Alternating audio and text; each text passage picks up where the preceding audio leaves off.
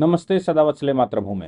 हम लोग एक विशेष विषय पर डिस्कशन करने जा रहे हैं और ये विशेष विषय ये है कि आर्टिकल 35 कैपिटल ए। हम सब ने सुना होगा आर्टिकल 35 कैपिटल ए के विषय में। आर्टिकल 35 कैपिटल ए की सबसे पहले जानकारी हम लोगों ने जब निकाली थी, जब मैं जम्मू कश्मीर का काम कर रहा था, उस विषय पर मैं शोध और अध्ययन कर रहा था, तो उस समय हमको आर्टिकल 35 कैपिटल ए मिला। आर्टिकल 35 पूरा देश आर्टिकल 370 को गाली देता था और आर्टिकल 370 को ही दोषी मानता था। यहां तक कि जो लोग राष्ट्रवादी लोग आर्टिकल 370 के विरोध में थे, उनको भी आर्टिकल 35 कैपिटल ए की बहुत जानकारी नहीं थी। लेकिन कुछ ऑर्डर जब जम्मू कश्मीर के पढ़े तो मालूम पड़ा ड्यू टू आर्टिकल 35 कैपिटल ए।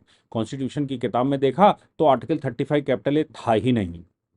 जब गूगल पर डाला तो उसने आर्टिकल 35 कैपिटल ए दिखा दिया। बहुत सारे लीगल फ्रेटर्निटीज को, देश के सम्भ्रांत कानून के जानकारों को, संविधान विशेषज्ञों को उस समय के, और उस समय बहुत सारे सिटिंग और रिटायर्ड जजों को आर्टिकल 35 कैपिटल ए के बारे में जब बात की तो जनरली लोग ये कहा करते थे कि ऐसा कोई आर्टिकल नहीं है, आप लोग भ्रमित हैं, आपको मालूम नहीं है, हम तो ये पोस्ट से रिटायर हुए हैं और जीवन भर ये करते रहे।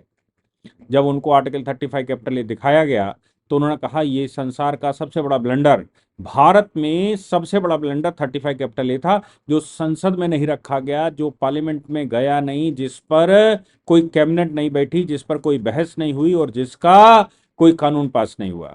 बस प्रधानमंत्री ने रिकमेंड किया, राष्ट्रपति ने दस्तखत किए और राष्ट्रपति ने दस्तखत करके 35 कैपिटल ए जम्मू कश्मीर को दे दिया।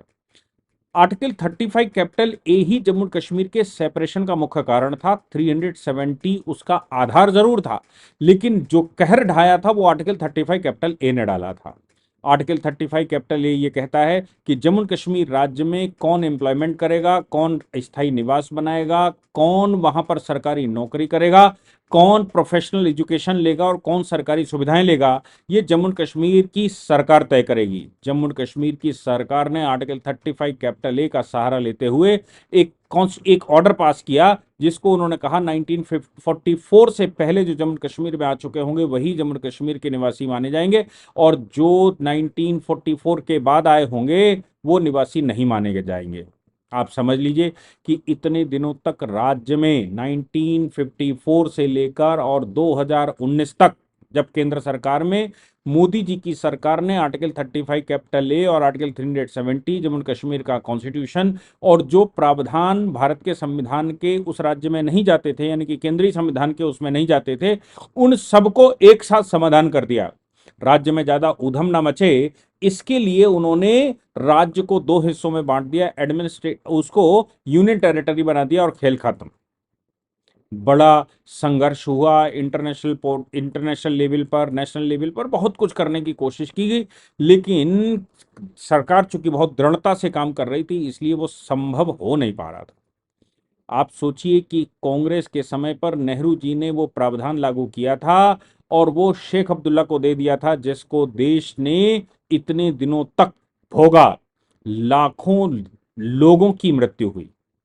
आप सोचिए कि लाखों की तादाद में हमारे जवान हताहत हुए और देश में, पूरे देश में जिस प्रकार से वो सब आतंक मचा वो जग जाहिर है। 2014 से पहले हमारे देश में बम ब्लास्टों की कैटेगरी कहां तक जाती थी और किस स्तर तक बम फोड़े जाते थे कि अक्सर पूरी की पूरी न्यूज़ें कहीं और जाती थी, वो बम ब्लास्ट ही हफ्ते खड़ा चला, तब तक सरकार थोड़ा बहुत करती थी, फिर उसके बाद फिर बम ब्लास्ट हो जाता था। इसका मुख्य कारण, इसका जर्मिनेशन आर्टिकल 35 कैपिटल ए में था। जम्मू कश्मीर को देश से अलग करना है, सेपरेटिज्म हो गया।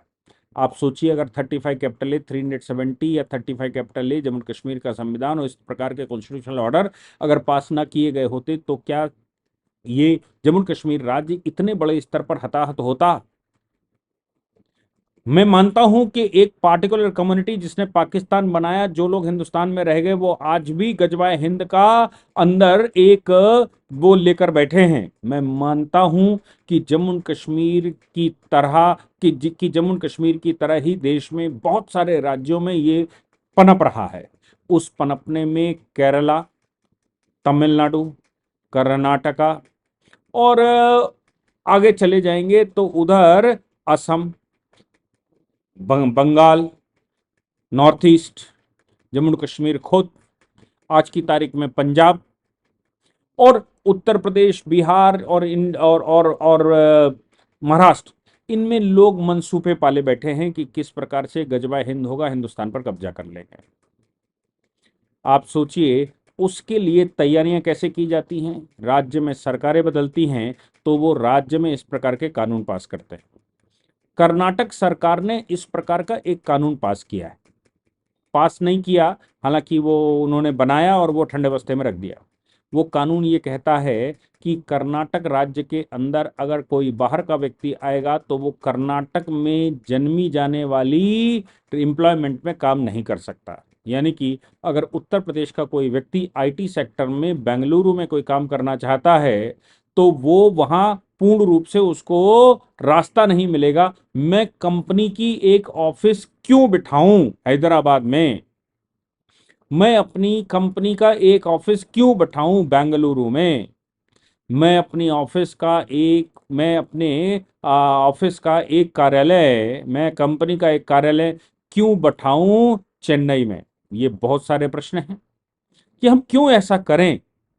क्योंकि अगर राज्य सरकारें ये कहने लगेंगी कि आपका ऑफिस तो यहाँ पर है, सेटअप आपने बना लिया है लाखों करोड़ों रुपए लगाकर, आपको तो हमारे यहाँ के लोग ही जॉब पर रखने पड़ेंगे। क्योंकि इन राज्यों में हम जानते हैं कि किस प्रकार से डेमोग्राफी चेंज हो चुकी है और ये राज्य अब किस स्थिति में आ चुके हैं। मेरा मानना तो, मैं शुरू से एक बात कहता आ रहा हूं कि 1947 के बाद भारत में कोई ऐसी सरकार नहीं बैठी, मैं दूसरे शब्दों में कहूं, हिंदुओं में, हिंदुस्तान में ऐसी कोई सरकार नहीं बैठी जो शिवाजी महाराज को छोड़कर जो हिंदवी स्वराज की स्थापना करती। आज़ादी के बाद भी हमने वही किया और आज़ादी के बाद अंग्रेजों के बनाए हुए तंत्र पर हम केवल सवार हो गए। किसी भी सरकार ने यह नहीं सोचा कि हम हिंदवी स्वराज की स्थापना करें, वो तंत्र विकसित करें जो शिवाजी महाराज ने विकसित किया था, वो सिस्टम विकसित करें जो शिवाजी महाराज ने विकसित किया था। हमने किसी ने सोचा नहीं कि हम वो तंत्र यहां विकसित करें। परिणाम हम देख रहे हैं कि क्या चल रहा है। 47 में पार्टीशन होने के बाद, पाकिस्तान जाने के बाद भी नेहरू जी ने 48 में एक रेजोल्यूशन पास करके हिंदुस्तान में वो लोग जो पाकिस्तान चले जाने चाहिए थे उनको रोका, रोकने का रेजोल्यूशन पास किया, और बाद में नेहरू लिया का समझौता हो गया और ये हो गया। आज मुसीबत में हमारे कई राज्य पड़े हुए हैं।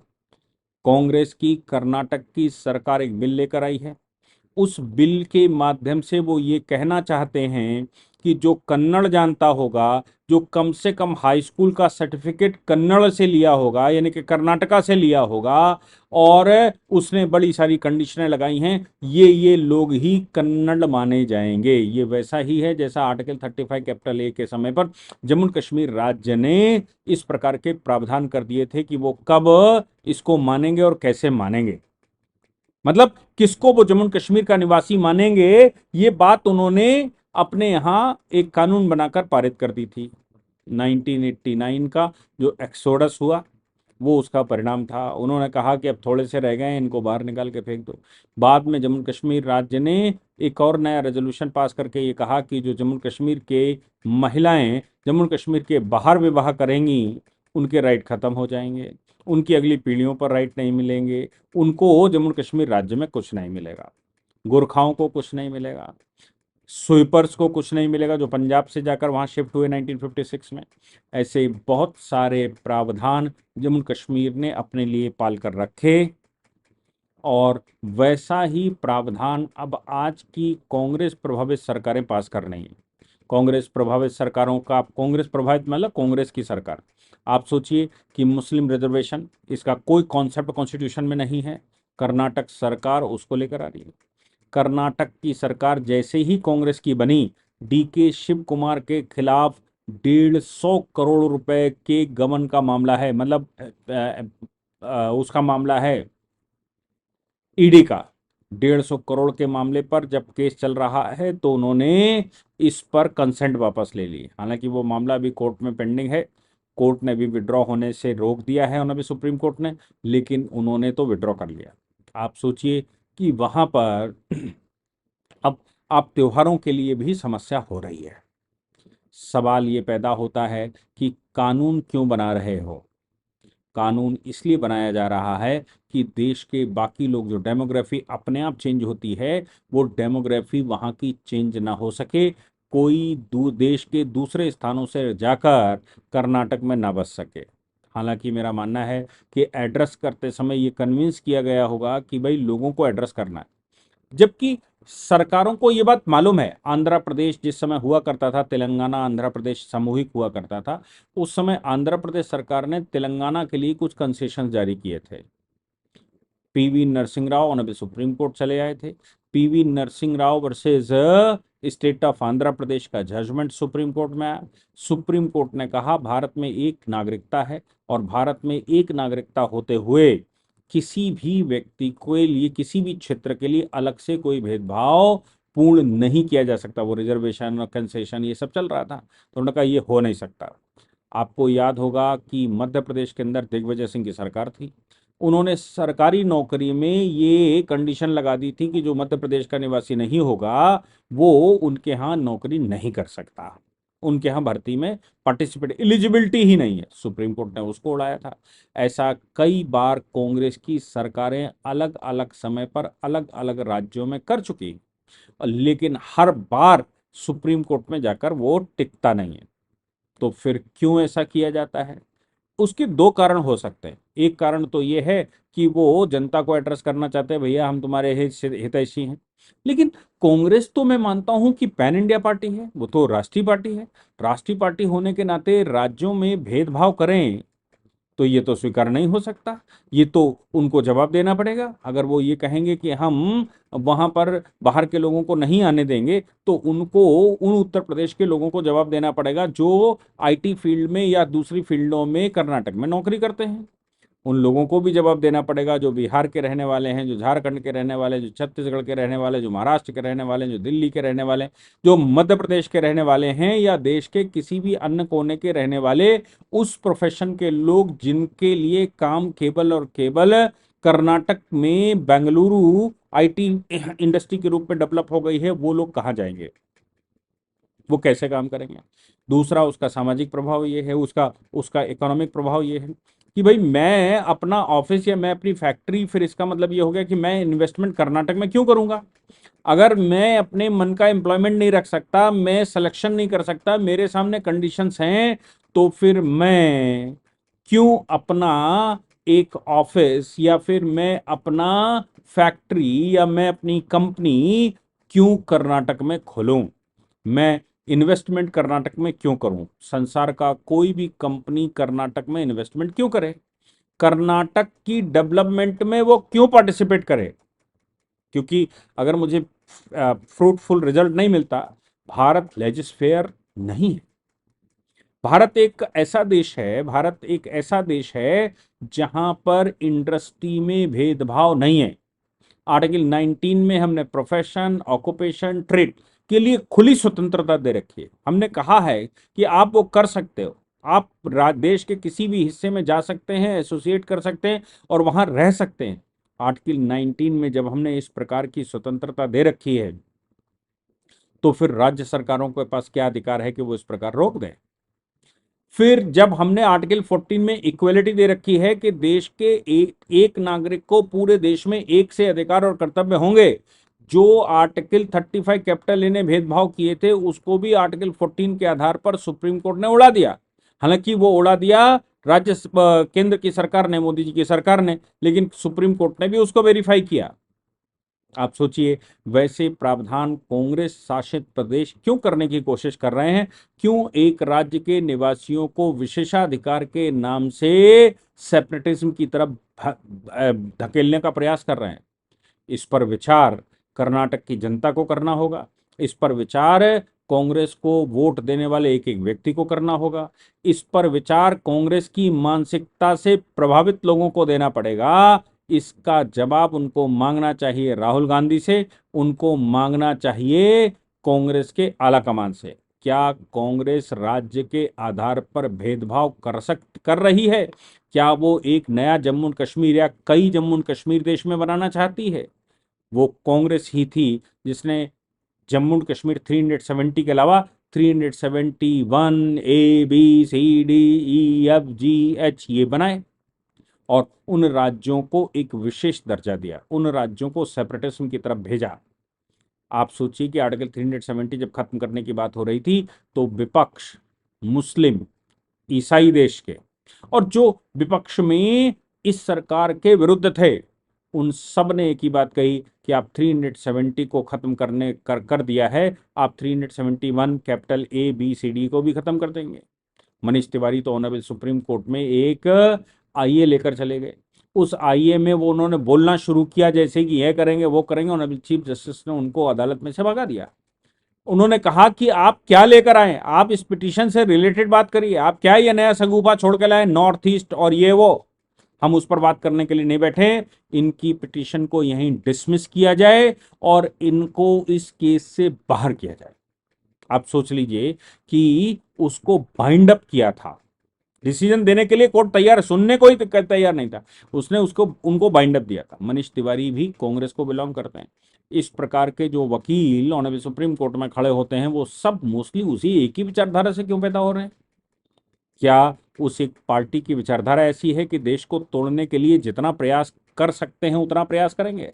क्या वो ये मानकर चलते हैं कि देश को तोड़ना ही उनका पहला उद्देश्य है? क्या वो मानकर चलते हैं देश के दो नागरिकों के बीच में वो भेदभाव पैदा करके रहेंगे? स्थान के आधार पर वो दो लोगों को अलग अलग सोचने समझने के लिए मजबूर करेंगे, भाषा के आधार पर। क्योंकि इस विधेयक में जो कर्नाटक ने पास किया है, इस विधेयक में कर्नाटक सरकार ने एक बात और कही है, जो कन्नड़ जानता है, जो कन्नड़ नहीं जानता वो एक स्पेशल पेपर पास कर ले।